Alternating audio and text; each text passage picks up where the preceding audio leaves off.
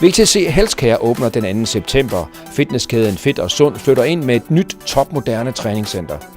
Jamen altså, det vi er i gang med at starte herude i Ballerup, det er simpelthen et helt nyt fitnesscenter med alt muligt lækkert nyt udstyr.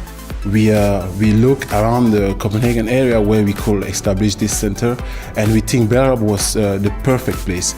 Vi har fået lavet et plateau derinde, hvor man sidder oppe på cyklerne, og så er der en skærm foran en med en projektor, der kommer ned, og så kan man simpelthen følge sig selv. Yeah, people can race against each other. You focus on that competition to the point that you forgot about your pain. Our official opening is the 2nd of September to the 4th of September.